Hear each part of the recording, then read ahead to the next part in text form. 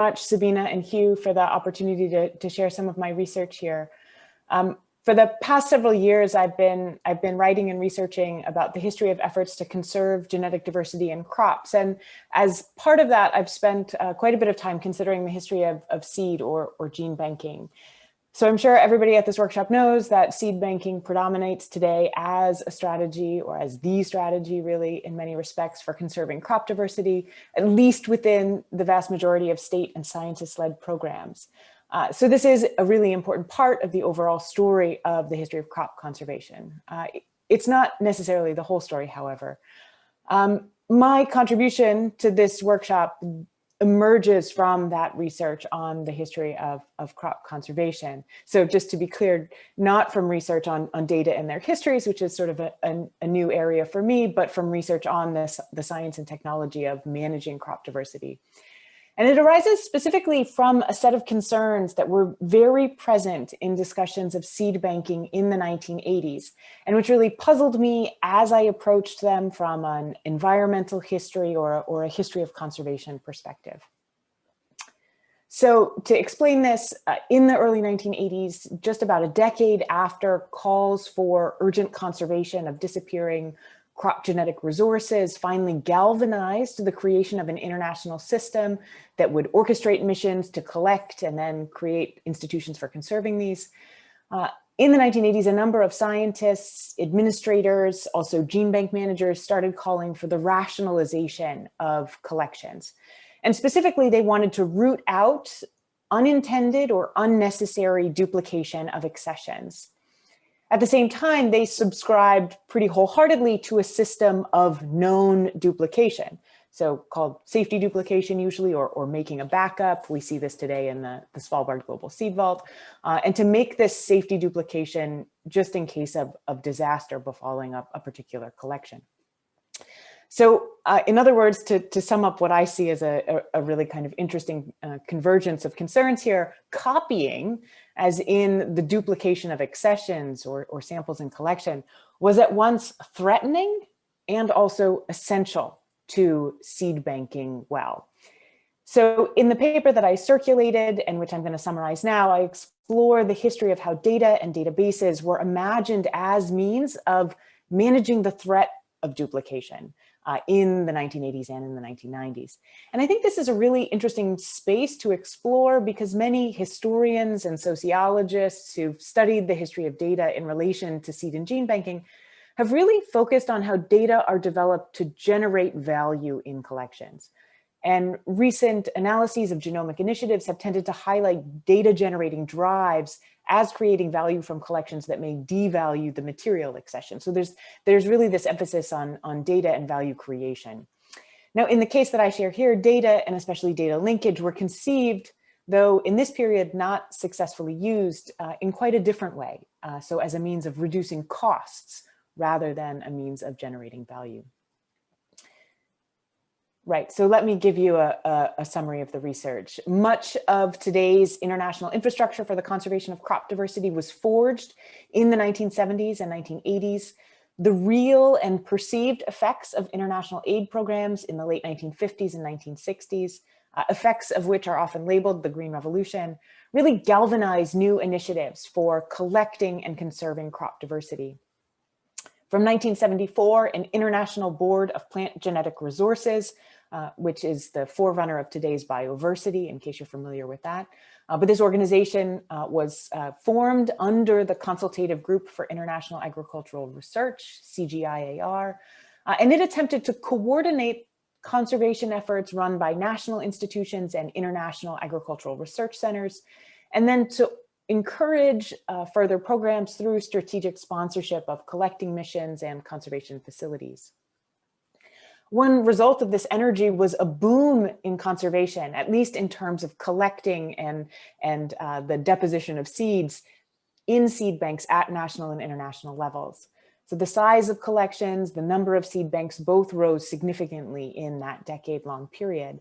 And the international board that I just mentioned worked to coordinate these collections into an international system with fair to moderate success. So by the mid-1980s, these international coordinating efforts and the International Board of Plant Genetic Resources organized network of seed banks were under intense scrutiny.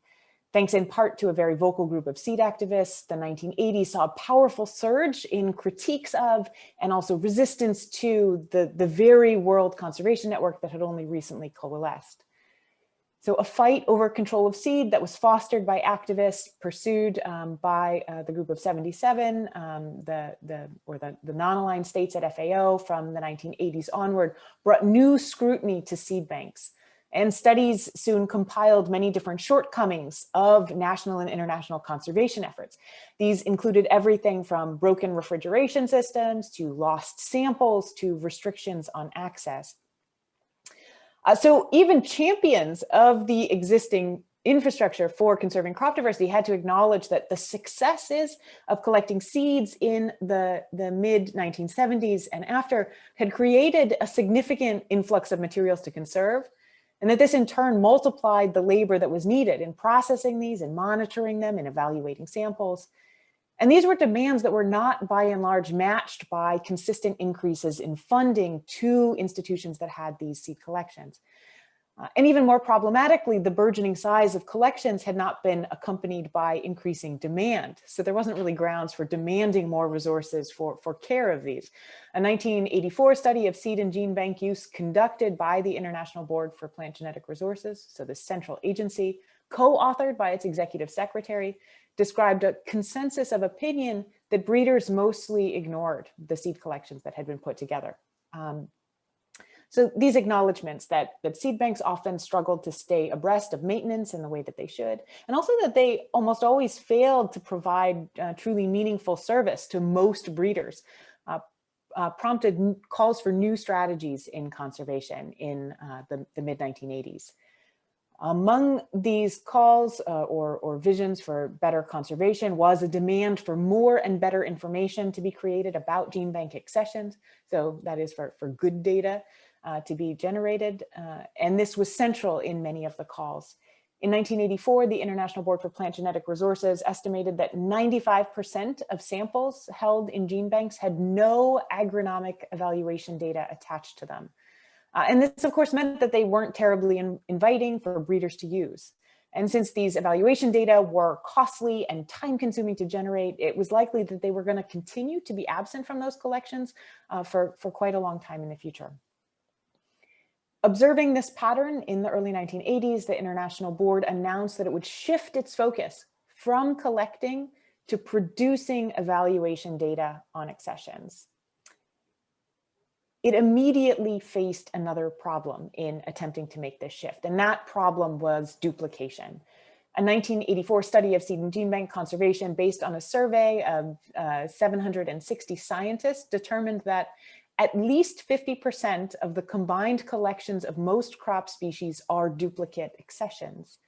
And although this seemed good from the perspective of having as much biodiversity extant as possible, it also presented a really particular problem, given finite resources for these collections. And that problem, as the quotation here suggests, quote, indiscriminate duplication of entire collections at numerous gene banks is costly and unnecessary. And if you then added the labor of evaluating accessions to that of maintaining them, this unintended cost of accession duplication would then intensify even further. This was not a particularly easy concern to resolve. So unnecessary duplication increased the cost of maintaining collections, including the cost of evaluating collections.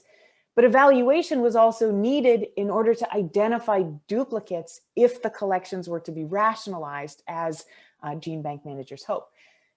And this led some experts to completely dismiss any hope of rationalization, that is to say, eliminating redundancy in collections, as simply something that would not be cost effective. And this is especially obviously the case in a pre-genomic moment. Despite this, a few seed bank curators were nonetheless interested in reducing duplication, both within their own collections and then also among gene banks with which they had close ties, and to do this as a cost-saving measure specifically. In either case, in either within or across bank rationalization, eliminating duplicates first meant acquiring or producing better data about individual accessions. Reducing duplication across gene banks would then also demand coordination of these data, coordination across institutions, especially in the harmonization of data practices such as documentation methods, descriptor systems, coding systems, choices of software and hardware, and more. One group that made more progress along these lines of at least aggregating data and trying to harmonize these, made more progress along these lines, I should say, in the final 2 decades of the 20th century, and this is my case study in this paper, was the Barley Working Group. And this was a group of scientists responsible for the European barley collections, which was brought together by an initiative called the European Cooperative Program for Crop Genetic Resources. So this European program was initially funded and organized by the UNDP and FAO. It was later folded into the International Board for Plant Genetic Resources, and it was tasked with coordinating crop conservation across Europe. Within the program, crop databases were seen as the chief instrument of coordination. So these would not only be useful for decentralizing and rationalizing collections, but also identifying gaps in European holdings that could be resolved through collecting missions or other exchange. Now, the overarching cooperative program laid out an idealized workflow that then the Barley Working Group adhered to in its initial years between 1983 and 1987. Topping its action list was, and this is a quotation, the complete documentation of European barley collections according to a standardized list of descriptors. This was then followed by the registration of data in computer databases and the detection of replication by accessions. Detection of replication of accessions. And these steps would then make possible, quote, the rationalization of collections by agreement between participating gene banks and the elimination of possible waste of resources in the storage, multiplication, characterization, and evaluation of redundant accessions, end quote.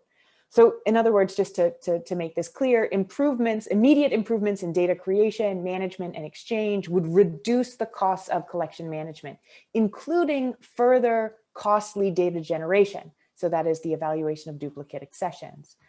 Documentation, database development, and deduplication would then also produce this decentralized European barley gene bank, which would be managed not by any one institution, but by all of them working together.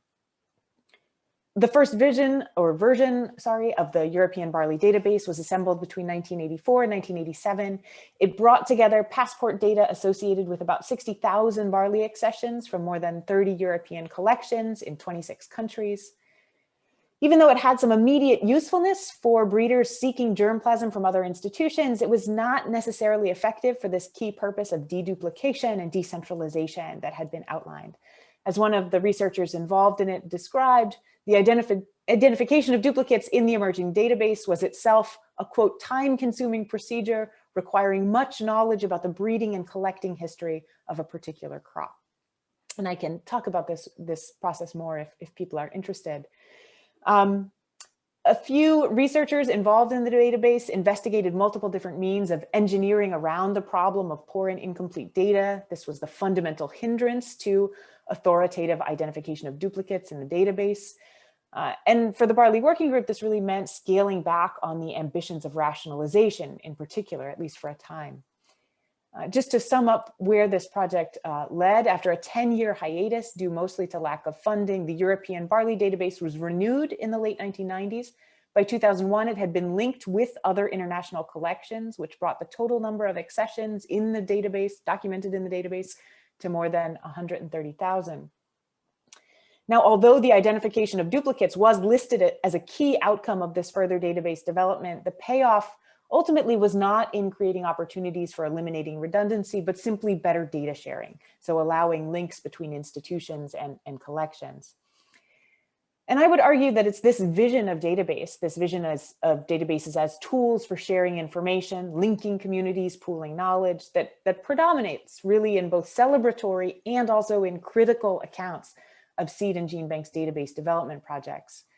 But here I've emphasized another part of this history. I've emphasized these databases as sometimes driven by desire for greater economy in the expenditure of scarce resources, especially at times of budget crises, and often ironically forestalled for lack of funds. As I suggested at the outset, I think this brings to the fore a really different narrative about the history and politics of seed and gene banks, one centered not on generating value necessarily, but reducing costs. So I'll stop there. I look forward to your questions and thoughts in response. Thank you very much, Helen, for yet another really great presentation.